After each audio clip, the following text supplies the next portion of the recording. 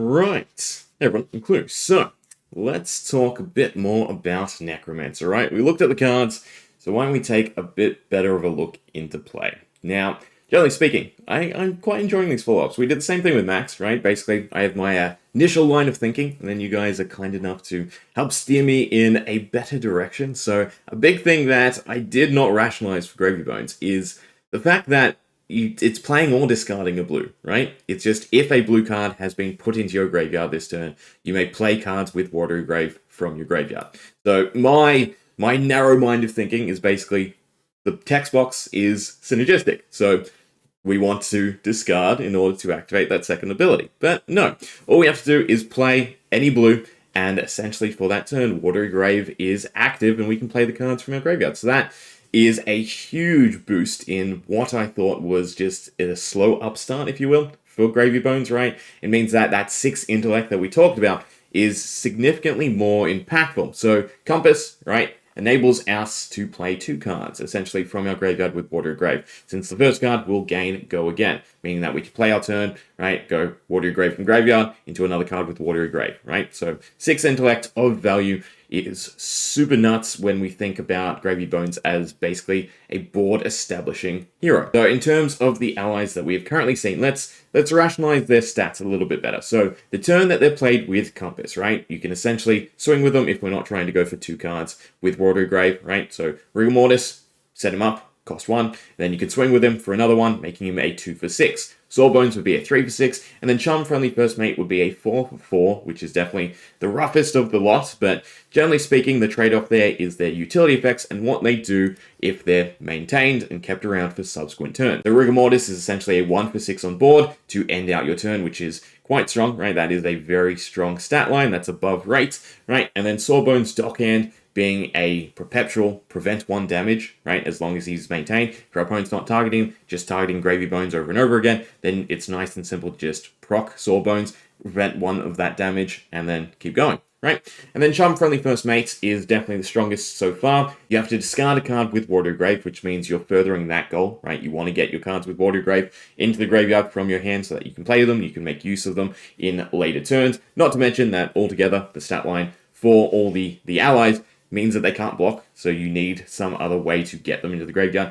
So Charm alone just being a way to facilitate that is already fantastic, but then we have the fact that until the end of turn, opponents must choose this as the target of attacks if able, meaning that he can essentially impede your opponent's turn. If they have on-hit triggers that require hitting a hero, for instance, well, Charm will prevent that, right? So he's either just prevent 6 damage, or at best, right, prevent X thing from happening to you. So altogether, to me, the allies are significant targets for your opponent to clear, because maintaining any of them in any of these stat lines is quite strong, right? Rigor Mortis and Sawbones being a 1 for 6 on board, again, to close out your turn, fantastic. Charm being a 0 for 4, nice and easy to throw in there as well. So altogether, they pressure a lot of damage, and then, again, with Sawbones and Charms, they have that nice, strong utility effect. So to me, your opponent is most likely looking to clear these straight away. Now, in terms of the tap mechanic, right? So the turn you place, right? It enters untapped. You can then tap to attack. Then at your end phase and only your end phase, they untap, meaning they will be available on your opponent's turn. So for instance, with Sawbones, if we were to tap and use his instant ability,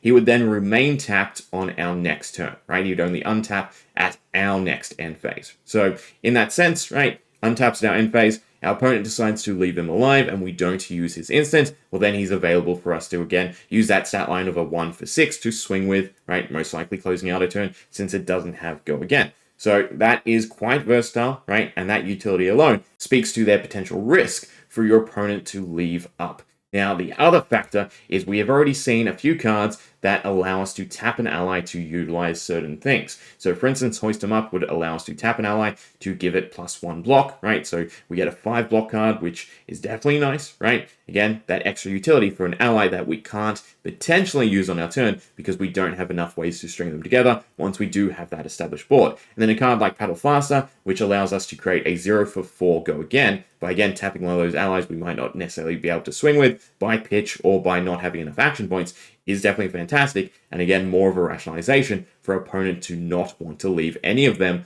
alive to, again, extract that extra value, because you're still getting somewhat decent value the turn you're playing them. The only one that's currently on rate, Rigor Mortis, being a 2 for 6 the turn it's played, but the others you get that other utility effect that, again, makes your opponent want to clear them.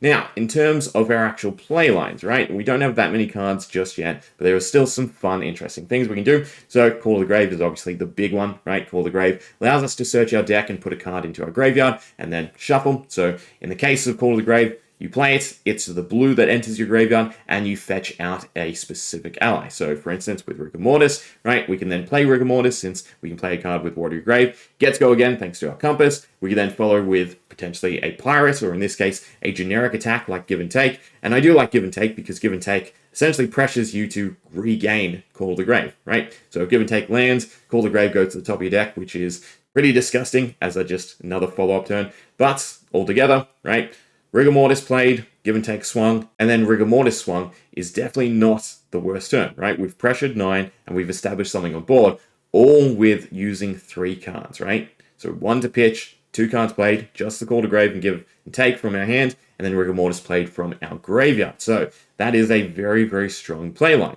Now, the other ones we have are something like Lead the Charge or Flying High as our go-again fillers for our allies. So in the case of these 2 cards, what it means is we can essentially double play allies from our graveyard if we've been able to establish enough of them in our graveyard. So in either case, we're enabled to play one and then swing and then play the other. So Flying High gives our next attack go again, meaning you can play it, activate Gravy Bones ability, and then maintain that attack go again charge, right, until after we've played one of our allies and swung with it. Similarly, Lead the Charge, just the next time we play a high cost ally, right, above 2 in the case of the blue Lead the Charge, then we gain that extra action point to again swing or play a second one and then swing thanks to our Compasses go again. Since it's an action point, right, it stacks with our Compasses go again, meaning that we do profit, right? So again, both of these are 3-card plays to establish a board and still swing for a decent amount of damage, right? So yeah, that's kind of scary. So the big drawback that I'm noticing, right, is not just the fact that you can't block with Rigor Mortis, but it does seem like Gravy Bones is going to have a fair amount of 2-block cards, right? Potentially these 2-block cards that, you know, weren't necessarily great value in other heroes, but are now being made up for with our ally play, with our graveyard play, and all those other ways to utilize our allies once they are established on board. Now, speaking of allies, how do we get them into the graveyard, right? Well, a few different ways currently. So Gravy Bones is the easiest one. Destroy gold, draw a card, then discard a card, right? Again, it's easy enough to play a blue, so this is most likely going to be directed towards your Watery Grave cards. Then we have a card like Chart the High Seas, which I definitely slept on its value. It is significantly better than what I was thinking, because again, it's that blue that enters the graveyard, meaning that you're most likely getting potentially 3 pitch and a gold token or 2 gold tokens and still activating Gravy Bones' ability, which is fantastic, right? Call the Grave, again, stand out, right? It will be a Gravy Bones staple most likely. Find an ally, be able to play the ally. But then we have something like Sigil of Cycles. So we set this up on our previous turn, and then at the start of our turn, gets destroyed. So that's the blue that enters our graveyard. And then we get to discard a card and draw a card, meaning again, we can get rid of a Watery Grave card, and we still restock a card. So in the sake of a 4-card hand, we're maintaining the 4-card hand, activating our ability to play cards with Watery Grave from the graveyard, and potentially putting one into our graveyard. So that is fantastic, right? Again, 2-block card. Then we have something like Rally the Rearguard, where again, we can extract extra value out of our allies from hand, since we can't block with them, since they have that health value, right? We use Rally the Rearguard and we convert an ally into essentially 3 block. So I can see that having potential use, right? Then something like Trade In, we attack with it, discard a card, and draw a card. So again, cycling an ally, getting into the graveyard where we want it, and potentially getting a better card back, a playable card back, right? And then if it's played from Arsenal, has that go again. Or something like Rowdy Locals, which is definitely more impactful than Gravy Bones. It was already impactful, but now it's even more impactful. So when this hits hero, discard a card. If you do, they discard a card. So you get to set up your graveyard, and you force them to discard a card. That would be fantastic. So definitely something that your opponent will want to block. And again, there's easy enough ways to also give these cards go again. We have Trot Along being 3 or less base, so that hits Trade In this case, and Rowdy Locals. And then we have the new Flying Highs, which are just broad attack go again. So fantastic card utilization. I love when LSS essentially enables cards that, you know, were understated in a sense, right? And didn't really see a lot of play, and now gives them that alternative functionality. So yeah, looking forward to seeing what else gets picked up from the already established generics, right? And again, it allows LSS to not have to print a whole bunch of cards. So hopefully he comes out of the gate a lot stronger than Assassin, who essentially wanted specific Assassin cards, right? Rather than, generics to fill in the slots.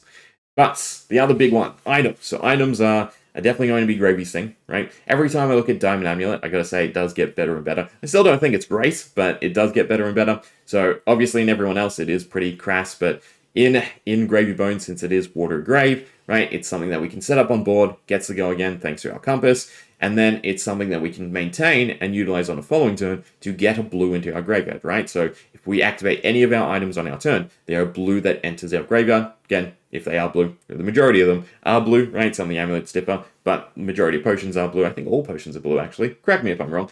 But yeah, so that utility is definitely nice, right? Something to set up, especially if you can close out your turn with playing one of them, right? I'd still really love a keyword that's something like, this has go again, but you can't activate it the turn it's played for items. But I digress. So yeah, Diamond Amulet just being a stock 1 action point, and then a blue to activate Gravy Bones ability. Amulet of Oblation, being able to maintain an attack action. So, for instance, Give and Take, which definitely has some relevancy to the deck, again, being a blue that enters. Now, it does have that caveat of activate this ability only if a card has entered a graveyard this turn, but a play that I can see working with that is something like Paddle Faster, tapping an ally, right? Amulet of Oblation into another attack, right? And then end your turn by continuing to establish your board. End your potion, 2 resources and a blue, so perfect. It basically pays for an ally, right? Potion of Strength, give an attack some extra oomph, times that potion, the action points, so again, set up more of a board and swing with some of it, and then just a clarity potion to opt and find the cards that you specifically want. So I'm hoping that items do see play,